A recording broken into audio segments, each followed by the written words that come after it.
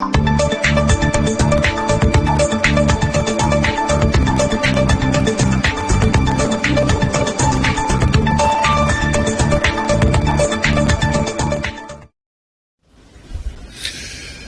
Messieurs, bonsoir. Bienvenue à cette nouvelle édition du soir qui connaîtra la participation de M. Jean-Fidèle Mboyo. Il est coordonnateur au niveau de l'intersyndical. Nous sommes dans la structure de santé. Avec lui, nous allons parler des avancées au niveau de cette structure ici en République démocratique du Congo. Et bien entendu, nous allons aussi parler de l'actualité ici en RDC. Monsieur Jean-Fidèle, bonsoir. Comment vous allez? Bonsoir, ça va bien. Un plaisir de vous avoir sur mon plateau. Ah oui, merci beaucoup.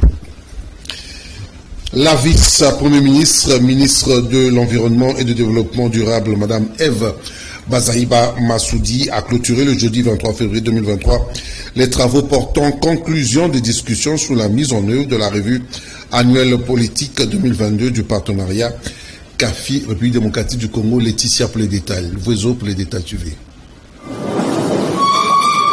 La vice-premier ministre, ministre de l'Environnement et du Développement durable, Eve Bazaïba Massoudi, a clôturé ce jeudi 23 février 2023 les travaux portant conclusion des discussions sur la mise en œuvre de la revue annuelle politique 2022 du partenariat CAFI-RDC. Bien avant son mot de clôture, Eve Bazaïba Massoudi a, au cours des discussions franches avec le partenaire d'appui technique et financier, insisté sur le respect des engagements de la restructuration ou des fonds nationaux RED+. Bien avant son mot de clôture, Eve Bazaïba Massoudi a, au cours des conclusions franches avec le partenaire d'appui technique et financier, insisté sur le respect des engagements de la restructuration ou réforme de fonds nationaux RED. La vice-premier ministre, ministre en charge de l'environnement et développement durable, Eve Bazaïba, a sollicité des partenaires le respect de la clé de répartition des engagements de parties et de renforcer la confiance et le contrôle dans les discussions. Je réitère l'engagement du gouvernement à accélérer et accompagner la réforme du FONARED telle que nous avons suivi durant cette réunion, notamment en lui dotant d'une personnalité juridique conformément au cadre légal en vigueur en République démocratique du Congo, afin que ce dernier joue plus efficacement son rôle dans la mise en œuvre et l'atteinte des jalons de la lettre d'intention qui soutient ce second partenariat RDC-CAFI. Ces partenariats de 10 ans, affirme Eve Bazaïba Massoudi, la RDC sera très regardant sur le résultat que celui-ci devra produire. Du côté de la présidence du conseil d'administration des CAFI, ces partenariats en long terme avec un financement mobilisé à hauteur de 500 millions de dollars pour la première période de 5 ans, soit 2021 à 2026, CAFI va continuer à mobiliser les ressources jusqu'à 2031.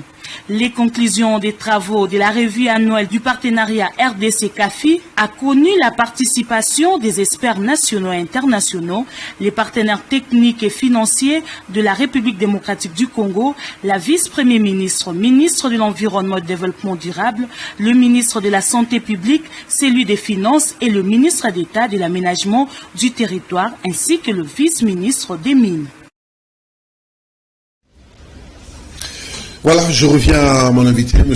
Jean-Fidèle Mboyo. Vous êtes coordonnateur au niveau de structure syndicaliste de la santé. Encore une fois, bonsoir. Bonsoir. Il y a eu pas mal d'avancées avec les médecins, avec les infirmiers. Je voudrais savoir, vous avez été reçu par ton Excellence, M. le ministre de la Santé, Hygiène et Prévention, le docteur Jean-Jacques Mbongani. En résumé, comment les choses ont évolué en ce qui concerne votre secteur?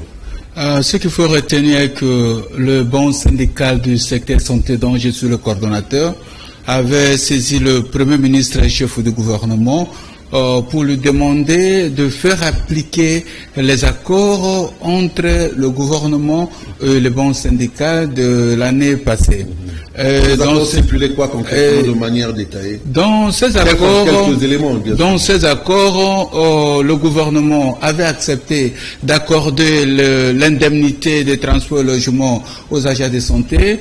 Il devrait aussi aligner trimestriellement à la prime des risques les agents de santé, mécanisation salaire et surtout avec le nouveau barème, parce que l'année passée, il y a eu signature de barème pour les agents du secteur santé. Alors, selon les accords, cela devrait être applicable cette année. La raison pour laquelle nous avons vu que le gouvernement ne réagit pas, ne donne pas de signaux forts, et il fallait maintenant réveiller l'attention du gouvernement parce que les agents du secteur santé exigent les résultats. Et nous, comme bon syndical, il fallait saisir l'autorité. Et comme vous le savez, le pilote de notre gouvernement, c'est le Premier ministre. Alors, sachez que la matière que nous demandons, c'est une matière à compétence transversale, c'est-à-dire que le ministre de la Santé seul ne peut pas résoudre le problème. Il fallait contacter directement le Premier ministre pour donner des instructions à tous les ministres concernés. Le budget, finance. Fonction publique, c'est ce qui a été fait parce que dans le conseil des ministres de la semaine passée, nous avons suivi que le Premier ministre a donné des instructions claires par rapport à ça, mais jusqu'aujourd'hui nous attendons la réaction du gouvernement pour mettre en pratique ces accords. On nous à présent dans la commune de Bandalungwa, précisément au quartier Mola, où l'état de l'avenue Boula demeure un casse-tête pour les populations de ce coin. Les eaux de la pluie transformées en lac artificiel empêchent la bonne circulation des paisibles citoyens. Sur cet élément de Chomi Kassiam. L'avenue Boula se trouve dans un état de délabrement très avancé. Nous sommes dans la commune de Bandalungwa, précisément au quartier Moulard. Les eaux provenant de la pluie se sont transformées en lac artificiel, rendant la circulation très difficile. Les usagers de cette route sont obligés de faire demi-tour, soit de traverser avec beaucoup de difficultés. Quant aux conducteurs de véhicules et les motocyclistes, courent de danger de voir leurs véhicules endommagés par l'eau stagnante. Les boutiques qui sont aux alentours n'arrivent pas à écouler leurs marchandises puisque les clients évitent de se noyer dans le lac. Un calvaire quotidien pour la population de ce coin de la capitale. Le bourgmestre vient d'arriver. Il doit d'abord faire un état des lieux. Il nous a reçus, nous les notables. Nous avons remis la feuille de route de matière. Il vient d'arriver. Il n'a même pas fait 3 mois que la population se patiente. Il fait également quelque chose parce que nous avons vu, c'est un monsieur qui a eu une ouverture. Il a reçu le chef de rue, il a reçu le notable, nous lui avons remis un document de référence. Et puis, c'est ça, il doit faire un état de lieu. C'est-à-dire, ce qui se passe maintenant, lui aussi, qu'est-ce qu'il peut faire? C'est le gouverneur qui est en train de démolir. Comme on dit, la loi est dure, mais c'est la loi. On peut rien faire. Les habitants du quartier Moulard sollicitent l'implication des autorités municipales pour une solution adéquate. Restons toujours dans ce registre où, pas trop loin du Grand Marché, l'avenue Kassavou se retrouve actuellement dans un état de délabrement très avancé. Suivez cet élément. Nous sommes sur l'avenue Kassavoubou, précisément dans son tronçon compris entre l'avenue Rwakadingi et l'avenue Chouapa, dans les abords du grand marché de la ville de Kinshasa, communément appelé Zando. Ici, il est constaté depuis quelque temps une insalubrité sans précédent, une détérioration des conditions de cette chaussée peu de temps après sa réhabilitation. Des nids de poules hébergeant des eaux de pluie, des blocs, des immondices dans chaque coin de cette avenue. Quelques commerçants trouvés sur les lieux se sont exprimés.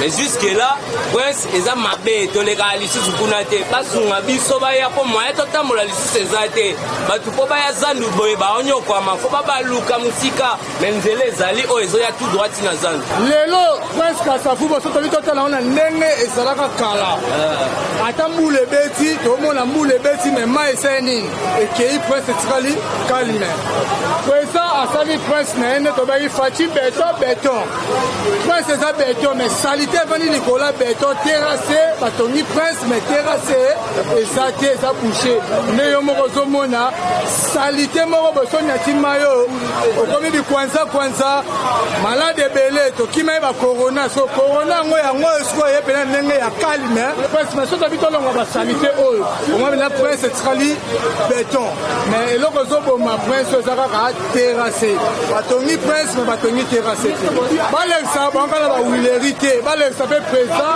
un jour eza na prince awa amona baoyo eza na kati ya prince Kasavu. Les autorités urbaines de la ville de Kinshasa sont conviées à prendre les responsabilités en main afin de résoudre tant soit peu les difficultés auxquelles sont confrontés ces vendeurs du grand marché. Oui, je reviens à vous, Monsieur Jean Fidel. Je rappelle que vous êtes coordonnateur de la syndicale au niveau de la santé. Aujourd'hui, beaucoup de gens vous regardent. Vous avez des médecins, des infirmiers. Je voudrais d'abord les rassurer peut-être. Est-ce qu'il y a eu concrètement des avancées ou qu'est-ce qui peut s'attendre avec ces négociations? Ce qu'il faut dire est que je parle de tous les agents de santé. C'est pour dire que jusqu'à preuve du contraire, nous espérons que les choses vont marcher parce que dernièrement, le ministre de la Santé nous a rassuré que bientôt, ils vont faire quelque chose pour les agents de la santé.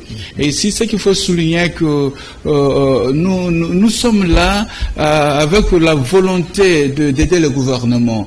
Mais comme vous le savez, si le travailleur n'est pas motivé, vous n'aurez pas de résultats attendus.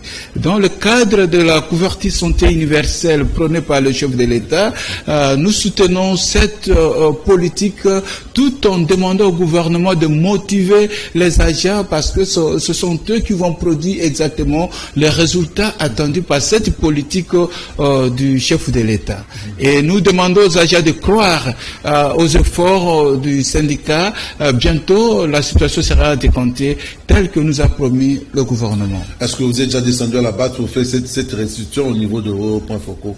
Oui, nous avons des canaux de communication avec nos bases et tous sont dans l'alerte. Au cas où le gouvernement ne respecte pas ses engagements, nous allons revenir à cette base pour une décision qui s'impose. Mais jusqu'à cette volonté de la part du gouvernement, oui, la volonté là parce que les textes sont là et on a été reçu pas seulement avec le ministre de la Santé, mais nous étions aussi reçus au cabinet du Premier ministre, chef du gouvernement. Comme vous le savez, nous avons adressé une correspondance d'ultimatum adressée au chef du gouvernement, le Premier ministre, et jusqu'à preuve du contraire, nous estimons que les choses avancent parce qu'il fallait organiser et surtout que notre ministre du tutelle était en déplacement, on ne pouvait pas décider de tels types d'assises à son absence. Comme il est présent, nous osons croire que la semaine prochaine, la situation sera décantée. Nous allons nous mettre sur table de négociation pour mettre fin à cette histoire. Je reviens un peu en arrière. Est-ce que la rencontre de Bibra, c'était vraiment une très bonne chose pour permettre aux uns et aux autres de mieux se connaître? Oui, c'est parce que partant de Bibra 1, nous avons arraché les signatures. Dès que nous parlons de barème que nous disons ici, ce sont les résultats de Bibra. Donc l'année passée, il y a eu les avancées significatives parce qu'il y a eu les alignements aussi à la prime des risques des uns et des autres, mais ce n'est pas tout. Donc il fallait aussi continuer parce que nous avons opté pour l'approche progressiste. Donc il fallait aller mollo, mais jusqu'à arriver à épuiser tous les non-primés. Vous le savez, hier, le médecin non-primé était au cabinet du ministre de la Santé. Le ministre était clair par rapport à cette question. Donc, nous osons croire encore une fois que les choses vont avancer. Mais l'année passée, c'était quand même acceptable. Positif. Et c'était positif. L'avenue de l'hôpital, nous sommes dans la commune de la Gombe et en train d'être réhabilitée. Ça fait déjà plusieurs années que cette avenue était restée à l'abandon. Je vous laisse suivre cet élément de Chomi Kassama. Suivez. C'est en partenariat avec la société internationale Jinjin que le ministère provincial de Travaux publics et Infrastructures ont débuté depuis quelques jours des travaux de réhabilitation de l'avenue de l'hôpital dans la commune de la Gombe. La réhabilitation de cette avenue menant jusqu'à l'hôpital général de Kinshasa ex-Mamaemo était une source de joie pour les habitants de ce coin qui n'ont pas hésité à manifester leur satisfaction.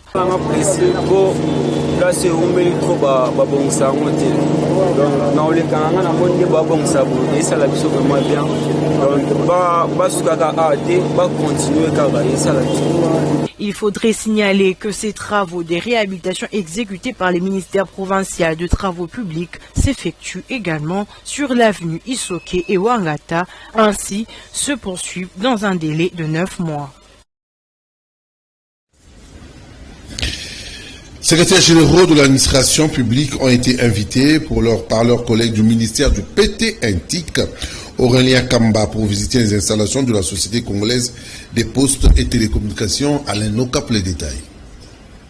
La journée porte ouverte à la Société congolaise des postes et télécommunications et CPT pour les secrétaires généraux des différents ministères invités à effectuer une visite aux installations de cette grande entreprise publique créée en 1885 sous la colonie belge a été organisée dans le but de promouvoir l'importance de la poste et différents services de transport physique des colis ainsi que les transports qui se fait par les biens de l'Internet de par le monde. Le secrétaire général de PETNTIC, Aurélie Kambatsunda, et le directeur général de la SCPT, Didi Moussetti, ont sensibilisé tour à tour les secrétaires généraux de l'administration publique afin que ces derniers puissent sensibiliser à leur tour les agents et fonctionnaires de l'État sur l'importance de la poste et ses divers services. Après les mots du secrétaire général de PETNTIC, suivi des explications techniques du fonctionnement de tous les services de la poste congolaise par les DG, les secrétaires généraux ont été invités à faire la ronde à travers les différents services de la CPT. L'objectif est de pouvoir sensibiliser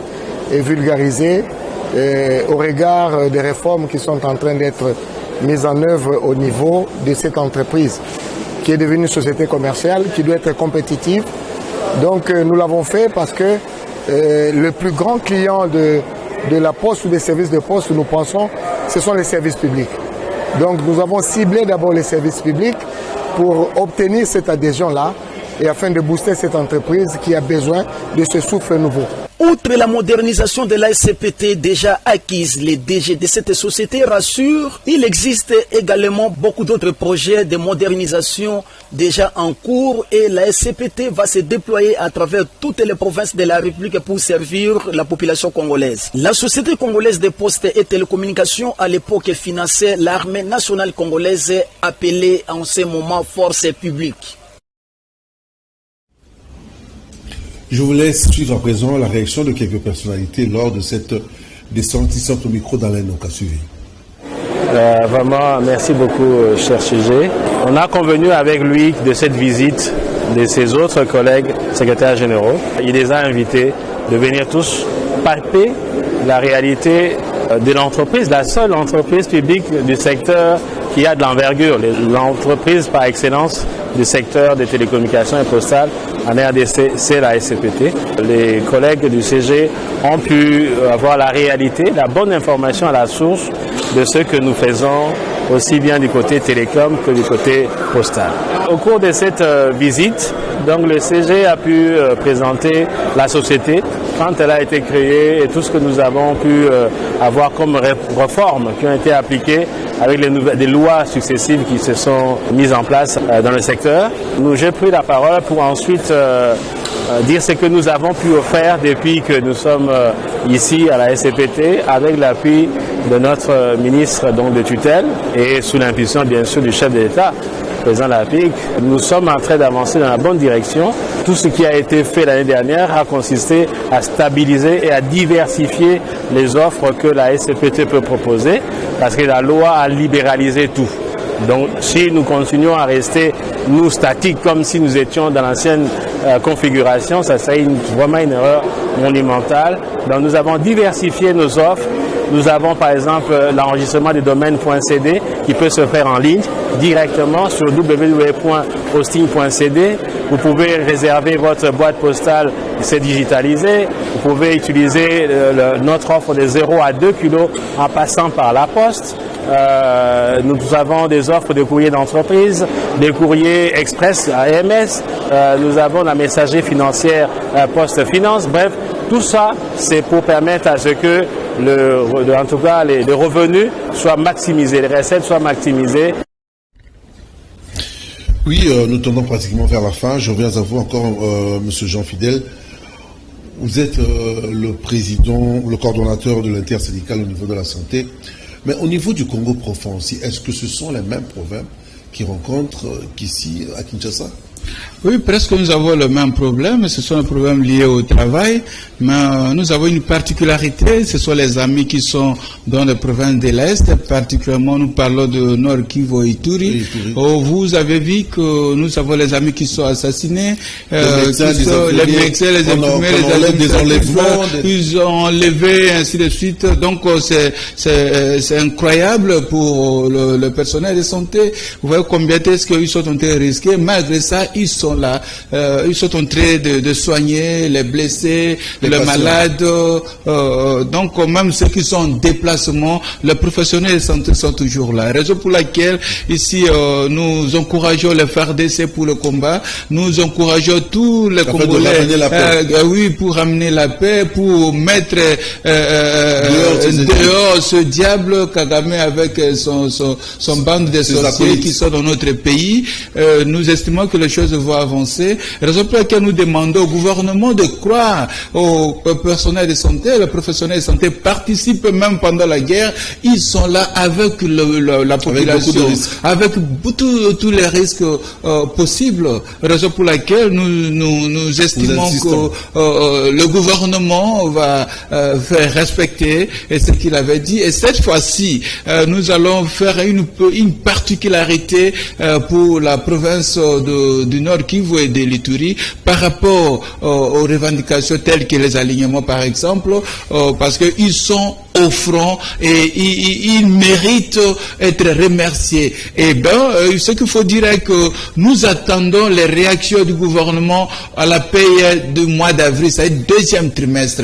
Les agents de santé attendent les résultats à la paix du mois d'avril. Si cela n'est pas fait, le gouvernement prendra ses responsabilités.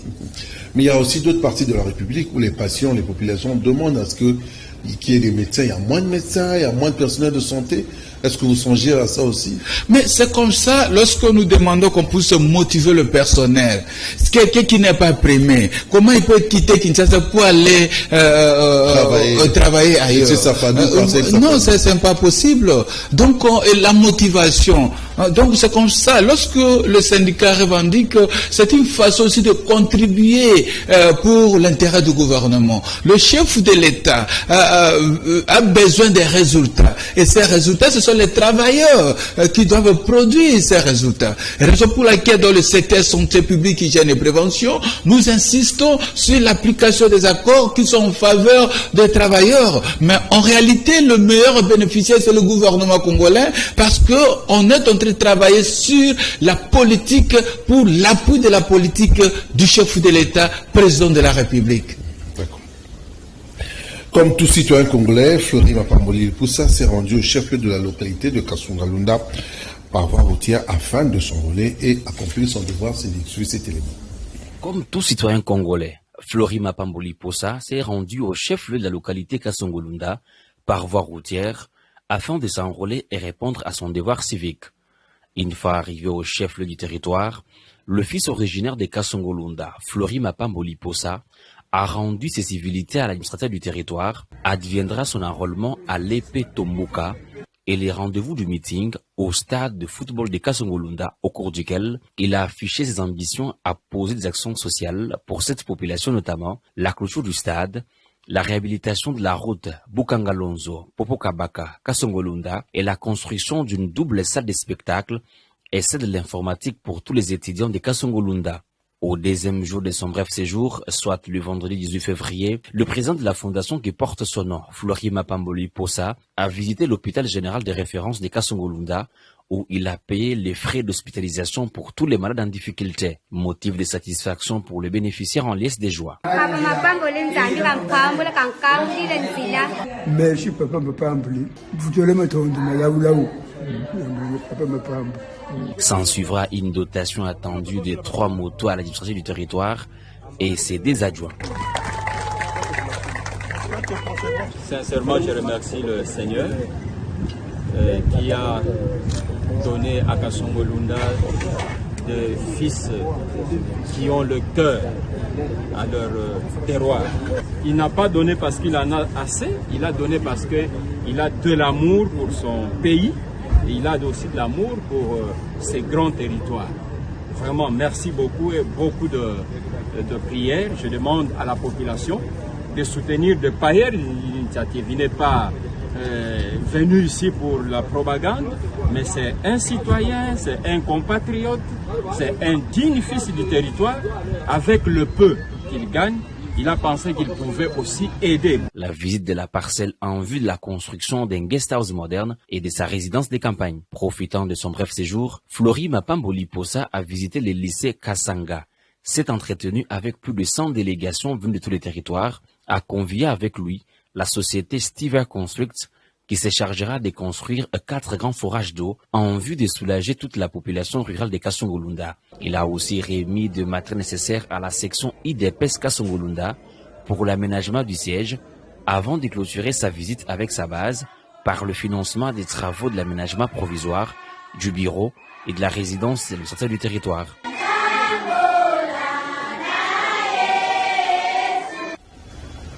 Nous sommes arrivés pratiquement à la fin. Monsieur Jean Fidèle, vous avez un mot de la fin en rapport avec votre structure? Ah oui, ce qu'il faut dire est que nous demandons au gouvernement de respecter ses engagements. Les agents exigent réellement les résultats et nous devons tout faire pour les assister. Et ce que nous faisons, c'est pour l'honneur de la politique du chef de l'État, pour motiver les agents pour la couverture santé universelle. Nous demandons aux agents de santé de croire aux efforts des syndicats. D'ici là, la situation sera décomptée, avec une particularité aux agents qui sont à l'est du pays, particulièrement nous parlons du Nord Kivu et Ituri. Nous sommes ensemble, ils ont notre soutien et nous encourageons nos FARDC que le peuple congolais gagne dans ce combat avec le diable du Rwanda. Voilà, nous sommes arrivés pratiquement à la fin de cette grande édition. Merci à toi, Kouparbola, à la réalisation. Merci à toi, Rodi, à la caméra. Merci à Joël Pembele à la régie, sans oublier Tony Bin au montage. Je dis aussi merci à vous aussi, notre invité, M. Jean Fidèle. Ouais. Je rappelle que vous êtes coordonnateur de l'intersyndicale de santé sur le plan national. Ça, exactement. Nous sommes là pour vous, pour avoir l'information. C'était important d'avoir l'actualité sur le plan sanitaire. Merci beaucoup. Merci. Allez, la rediffusion c'est à minuit, donc jeudi à minuit et puis vendredi à 7h, toujours sur la même chaîne, Kalakin Télévision, la télé-vérité. Allez, moi je vous dis bye bye, prenez bien soin de vous. Merci.